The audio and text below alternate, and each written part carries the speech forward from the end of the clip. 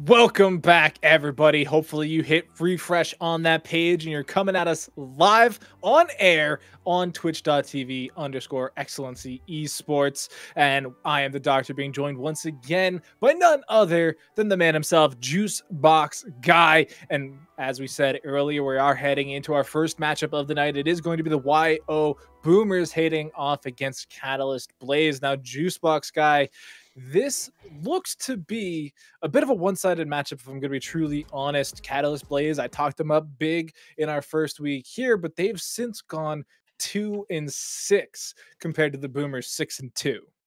Yeah, no, it's definitely a really rough showing for these guys, and they didn't get off the ground running and have kind of just been stumbling ever since. They had a sloppy start to the race, if you will, and have been tripping down every step of the way so far. But if they were ever gonna come back in a game, or in a series against one of these top teams, you really, if you're that far behind, you got to start thinking of some OP strategies, if you will, some creative ways to get maybe unseen advantages.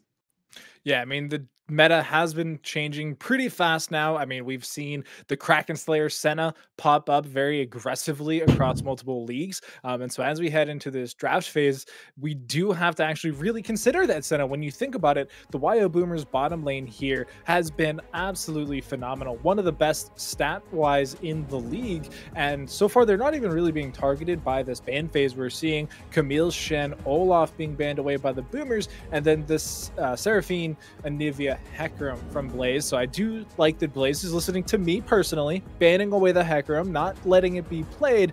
But Juicebox Guy, it's come to excellency. It's finally broken down the gates. It is the Udyr.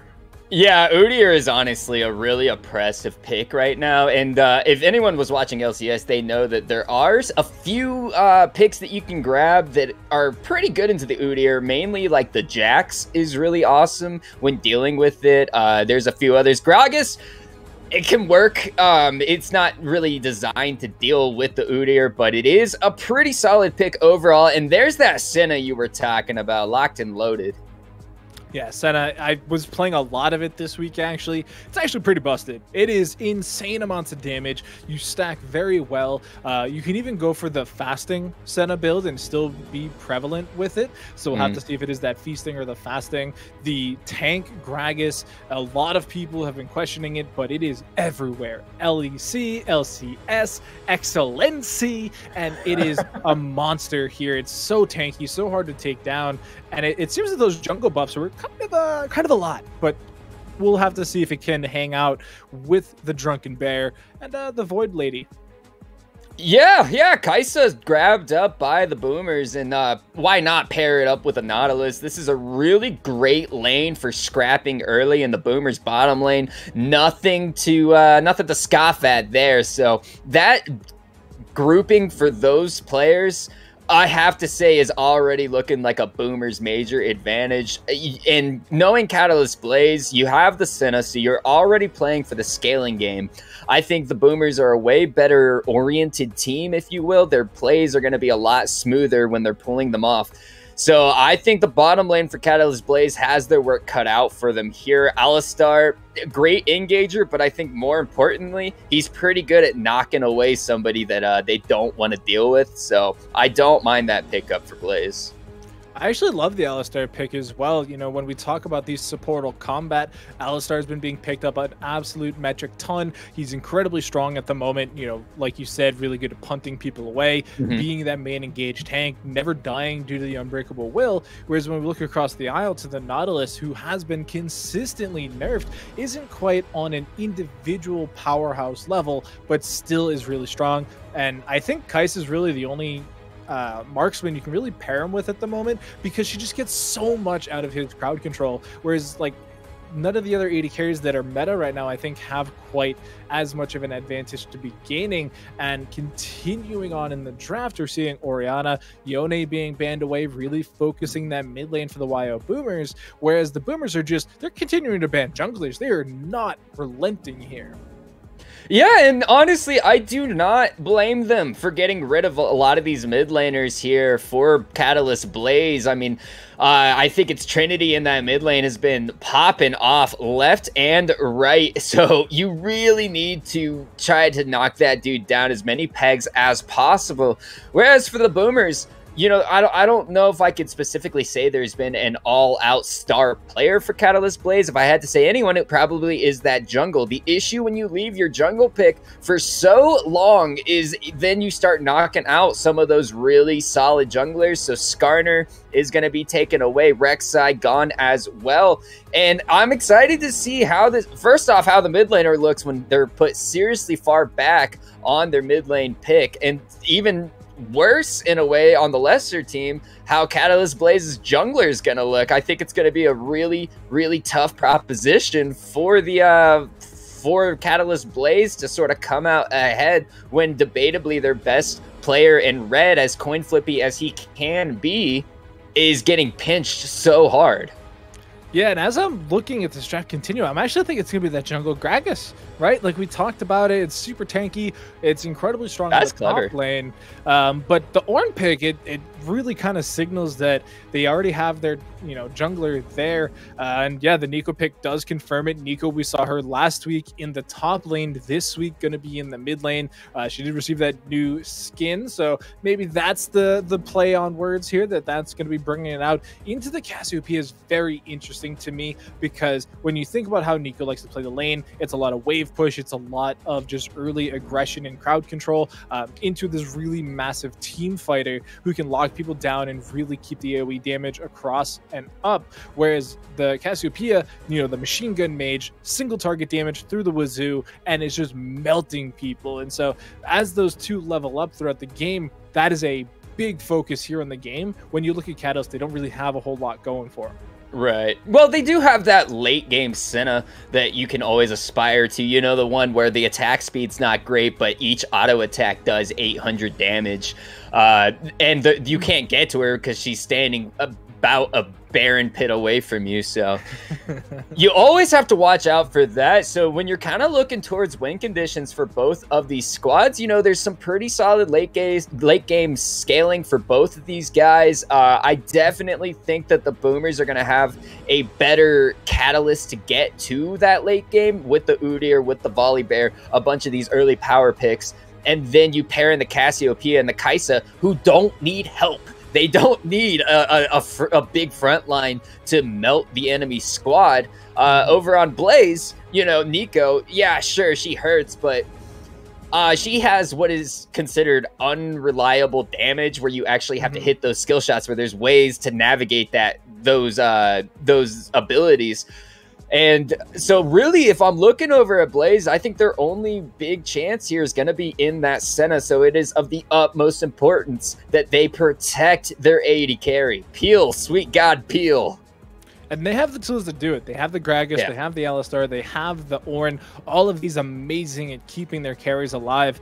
And you are right in that the Nico has to hit skill shots. That's why it's such a big question mark ping for me. You know, it's going to be really up to Catalyst Blaze to maneuver these tight chokes. But I mean, the tight chokes kind of benefit the Boomers as well. They have a Cassiopeia. And my biggest concern for the Catalyst Play squad right now is this Udyr Volibear combo, because they're so good at just being annoying hit and run tactics. Yes, the Volibear can go all in, but he's very strong once he does so. And is there enough peel at one time for the Catalyst Blaze to keep Senna, Nico alive long enough? The answer is probably yes, but it's going to be really up to them to actually execute it that way. Honestly, a better question in my mind is, even with the Alistar and the Ornn sitting up as big chunky boys in that front line, is there going to be enough meat shield to survive through a Kai'Sa and a Cassio? These guys burn tanks basically unparalleled in League of Legends, short of Jinx, who's completely gone right now. So I think even in a perfect situation for Catalyst Blaze, they're gonna have to really pull this trigger quick and get on that back line before Kai'Sa and Cassio have time to melt through those big meatballs, and God knows they can. Yeah, I mean, they're obviously very high damage. They're opposite of the damage profile as well. So you have to be able to mitigate both a lot of magic damage and a lot of attack damage, especially with the way Kai'Sa's been building. So it just poses such a itemizational quandary that is going to be really hard to navigate for the tanks of Catalyst Blaze. They do have a little bit of gumption to go with, right? Like Ornn can pretty solidly just stack armor for the first portion of the game because he's going to be heading into that Volibear Udyr duo. So lots of AD damage there, lots of things that you can build up health wise and just try and stay alive. And so it's a lot. It is a lot to process for Blaze right now, and it is their first game here against the Boomers in this best of 2. So we're gonna have to see exactly how, you know, they play this game and if it actually carries over into the next as well. Yeah, and, you know, just taking a quick look here, I do think the Boomers have the superior draft. Even thinking about the front-to-back team fight, you know, or okay, first off, the late game scaling's way too hardcore for Catalyst Blaze. It's going to be nigh impossible to actually get to that point. It's going to be brutal.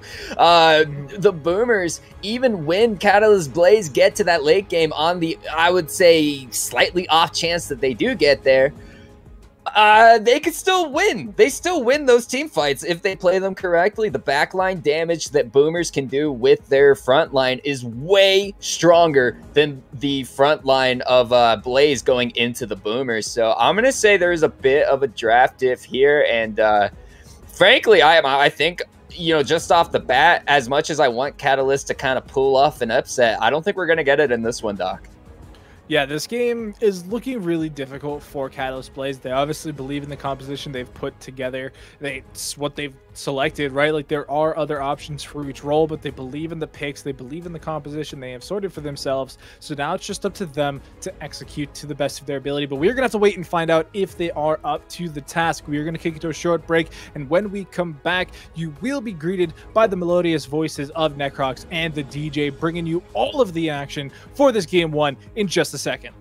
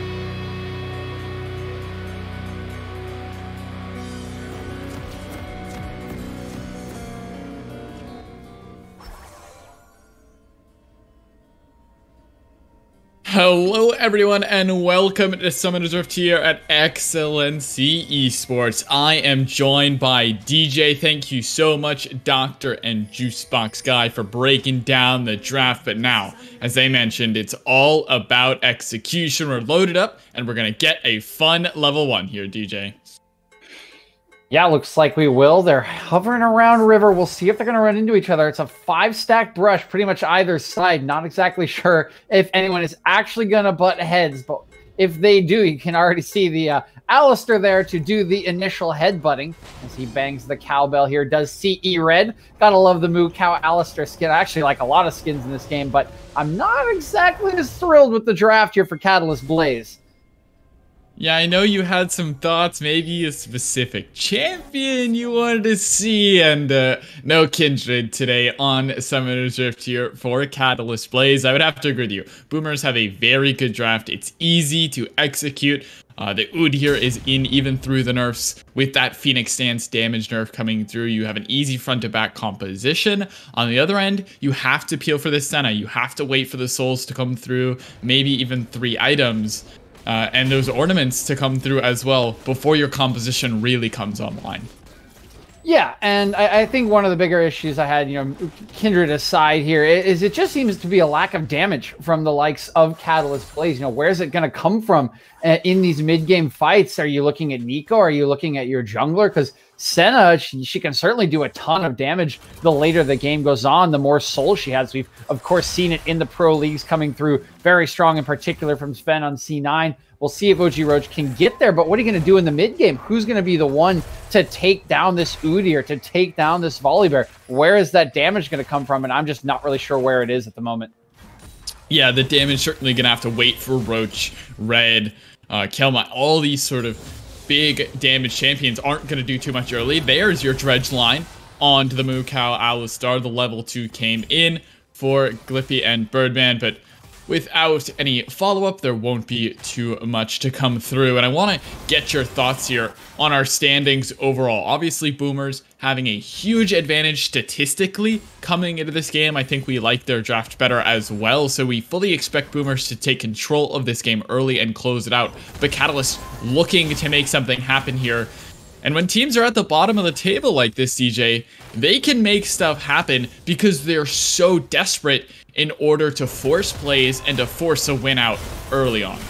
Yeah, I think when you are at the bottom and the pressure is off, it gives you a lot of leeway to look for some interesting drafts, some interesting strategies, try to get something done. We saw that River setup at level 1, potentially hoping to get a catch there onto one of the WyoBoomers members. But, this draft doesn't look that kind of out there from me. I do think it has some early game presence with that Nico, who we don't see a lot of. I think Kelma is very comfortable on the champion, who has been very good this season, even in a lot of Catalyst Blaze's losses. Let's hold on here, top lane. Oh, Major Winters ticking down there to 50 HP at its lowest point on the Ornn, and here comes Rosero. He's not going to give this one up for free. The Ornn is low, and the blood is in the water, DJ. We're looking for it. They're going to pull off the dive. Here you go. The flash away from Rosero. The flash forward from Major Winters. Trades it right back. Rosero will pick up the return kill, but it's a 1-for-1 trade. Always going to be worth in favor of Catalyst.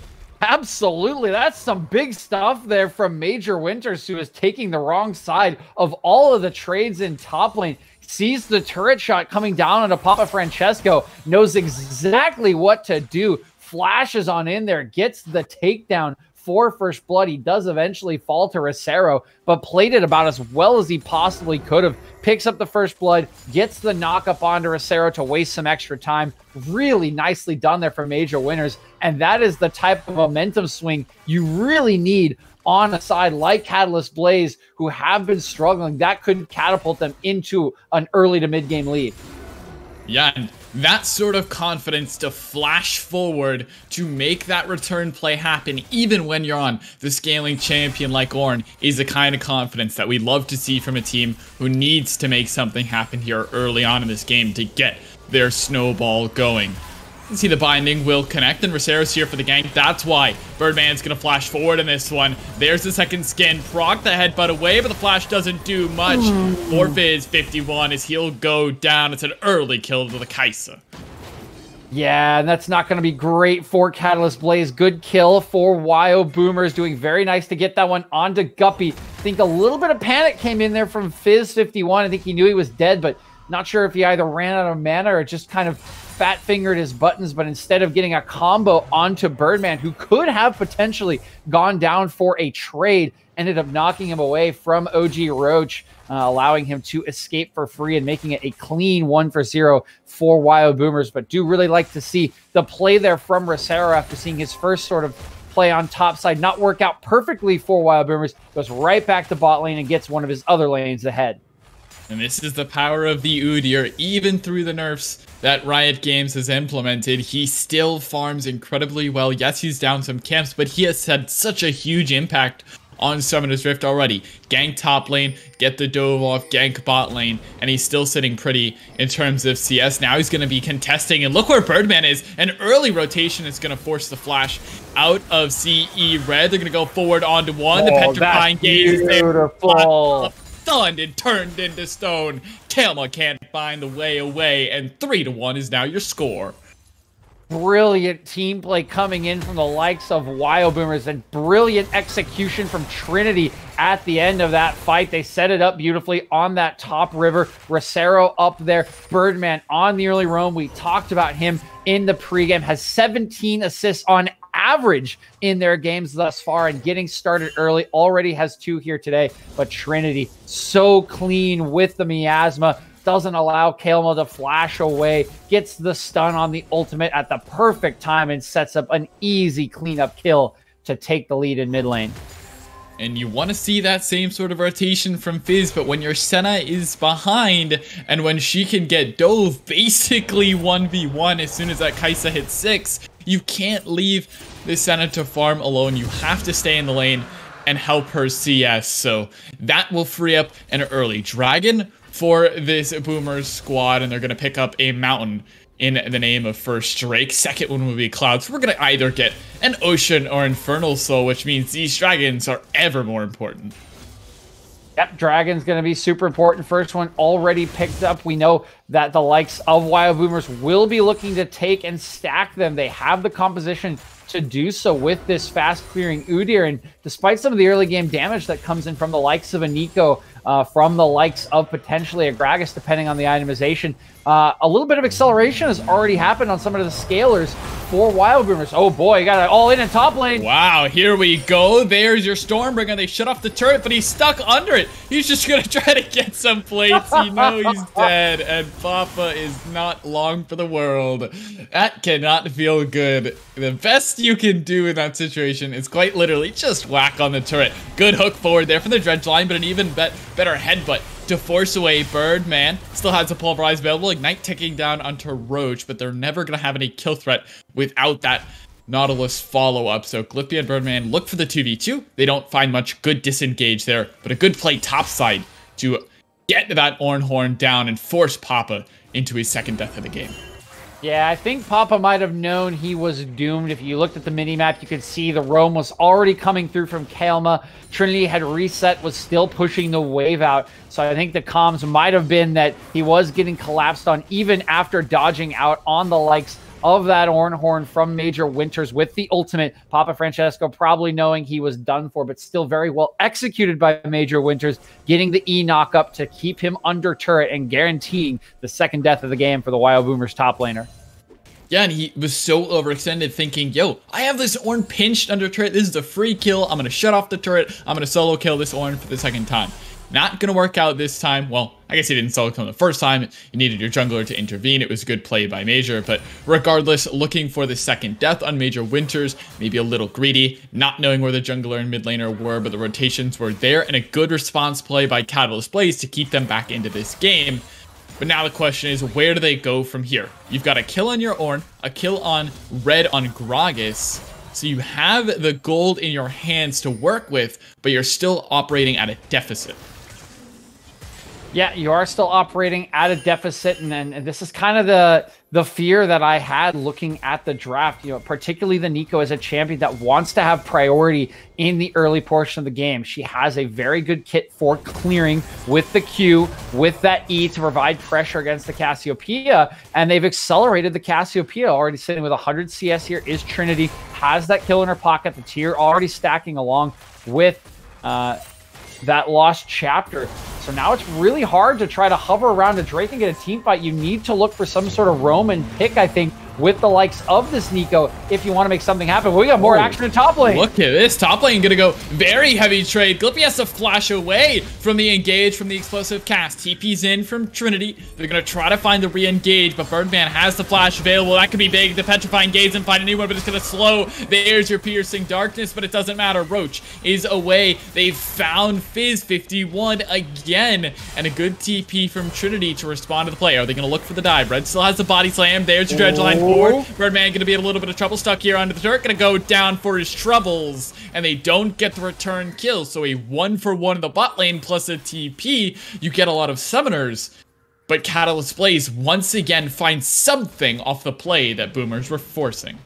Yeah, and that would be a great play for Catalyst Blaze there, particularly with that equalizing kill onto Birdman. Really love the aggressive flash coming in from CE Red. Also placed a very nice barrel in that fight that forced the Kai'Sa flash out despite not being able to kill her. But unfortunately for the likes of Catalyst Blaze, the entire time this is happening bot lane, they're just losing their entire turret top lane. It gets pushed all the way into the second tier turret and gets a charge off with the Rift Herald that was earned earlier. So winning out across the map still is the likes of the WyoBoomers. And hopefully what they can do here is try to group around this dragon. Kael'Ma got multiple plates due to the teleport timing difference. Stayed in mid lane, picked up those plates. So try to use Kael'Ma's power around this Drake that is spawning in 15 seconds to win a team fight and get themselves back on track in this game.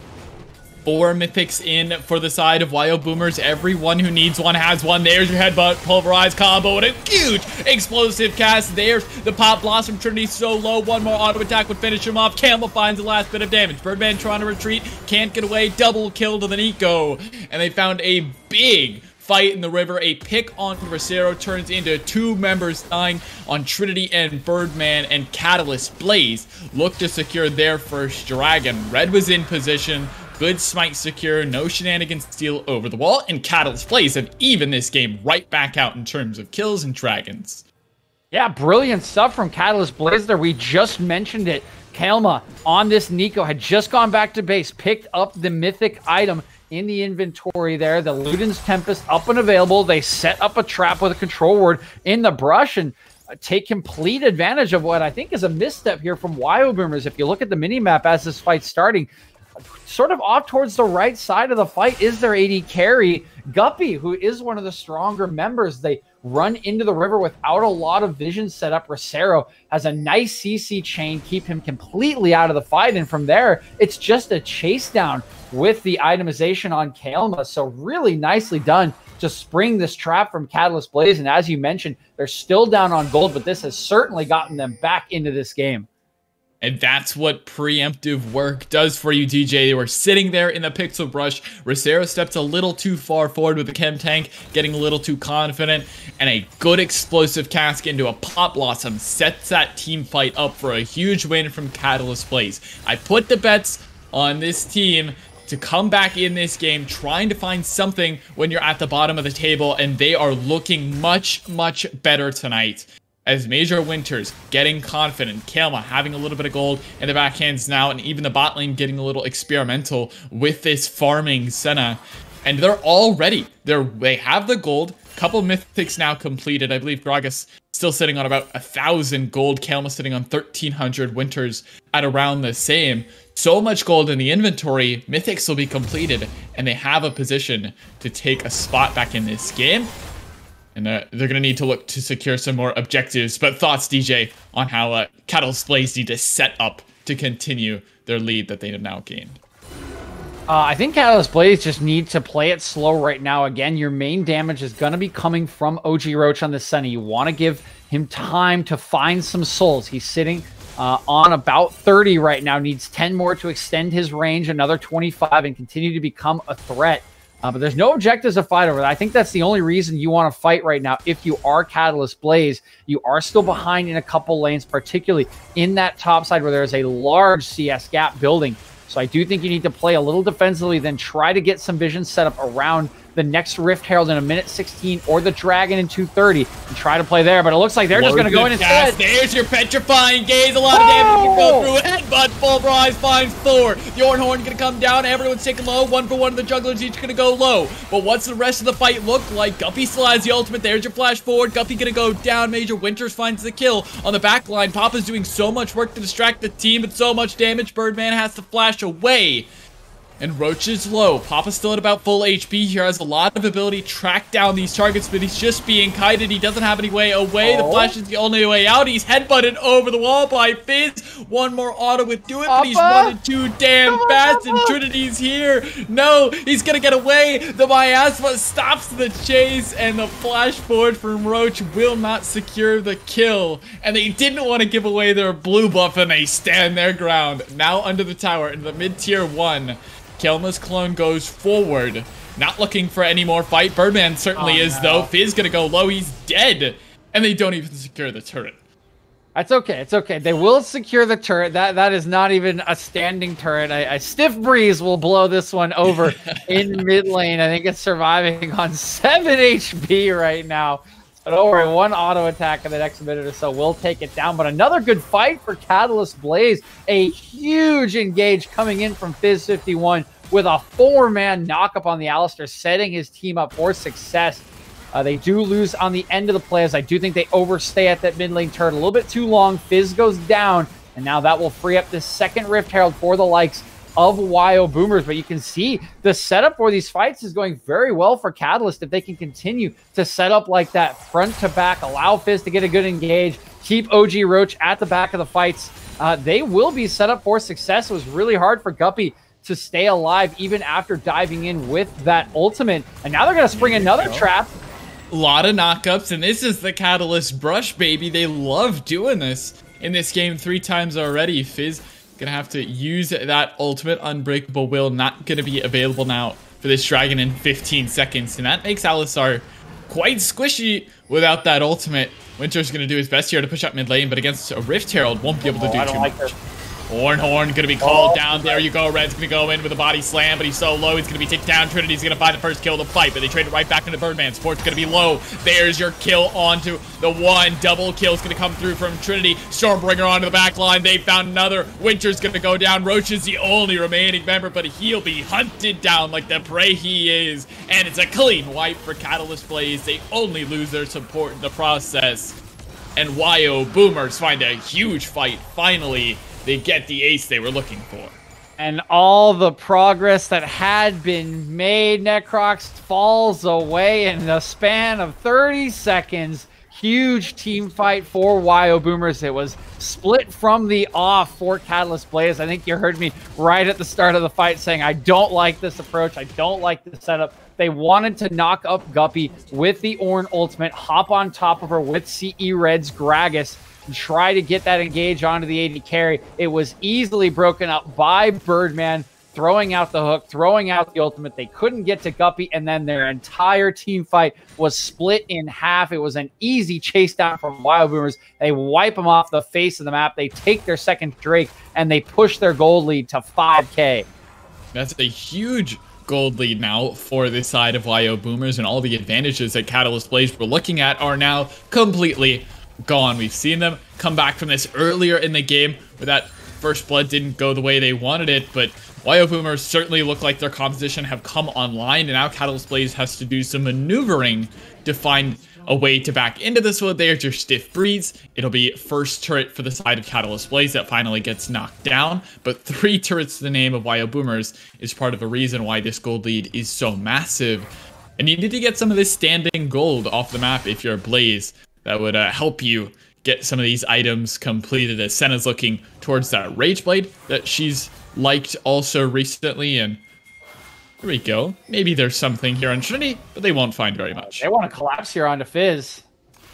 Looks Yeah, like he will maybe just be this able is to going to walk. be a turnaround. Oh, what is that hook? That's lollipopping if I've ever seen it. Fizz going to be ticked down so low. Guppy flies in with the killer instinct, doing a lot of damage. Fizz is going to be the sacrificial cow for this squad. There's another hook forward, but it's only on a Major Winters at about half HP. Roach, oh no, this is not what you like to see as Senna. And what can you do at this point as Roach? You were just going to die. Maybe the team is here to collapse on it, though. I spoke too soon. He stays alive, and Birdman gonna proc that aftershock, getting low. Major Winter's forced to flash away. There's your Strangled Thorns. The Barb's gonna go forward, and Kelma gets away as well, TPing into that fight at the end. Rosero not able to complete the kill under Roach. The heal comes through, and the Senna deceptively tanky with all that healing keeps Roach alive. Catalyst plays still in this game, but hanging on by a thread. Yeah, and it's the game of surviving by the skinnier teeth here, Necrox. First, it's Papa Francesco after a bit of an accidental headbutt from Fizz. Knocked him out on here. It doesn't stop. Birdman takes a lot of damage to the turret, but Catalyst Blaze will draw the line at their mid-tier 2. They don't give that one up, and they'll defend successfully.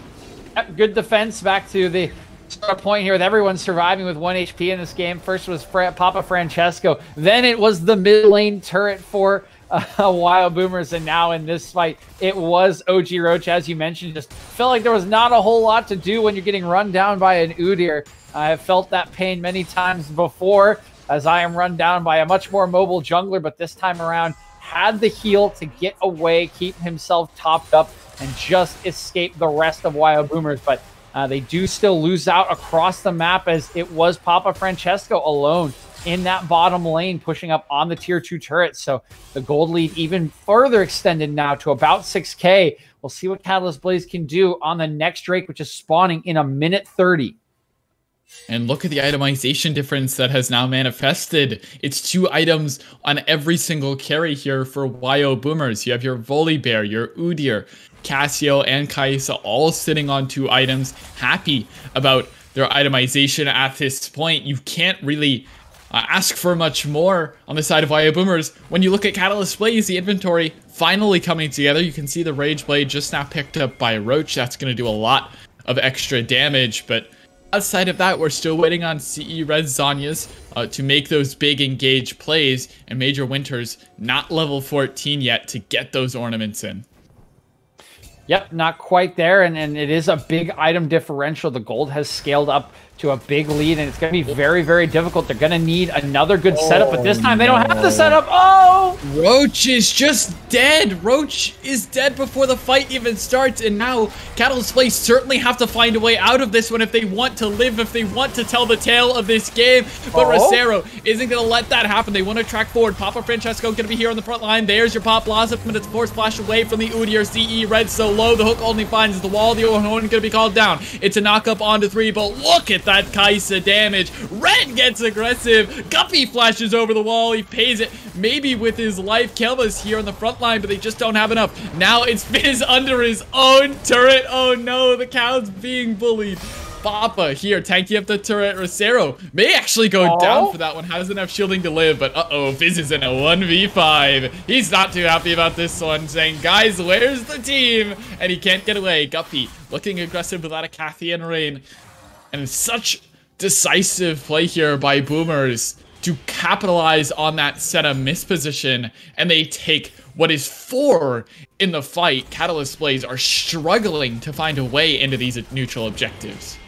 Yeah, this time around, you know, it was just the setup for Catalyst Blaze. The 2 fights that they've been able to win, they've been able to get a ward down, get a setup as, hold on, Major Winners. Hello. Major Winners just killing Birdman out of the blue.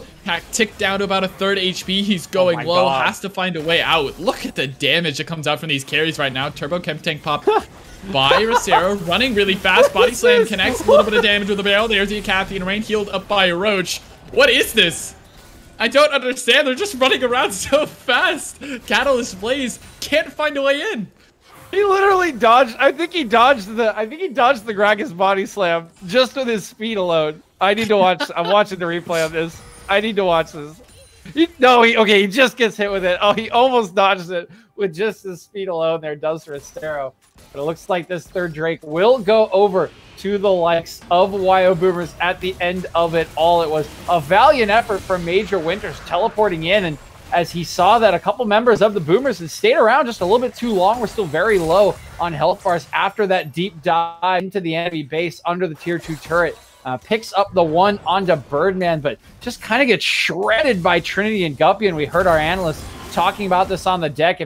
On the desk, excuse me, if you want tank shredders, Kaisa and Cassio are your women. They will absolutely destroy the enemy champions. You can see Guppy and Trinity dishing out some damage here, each on 2.5 items. Now 3 for Trinity.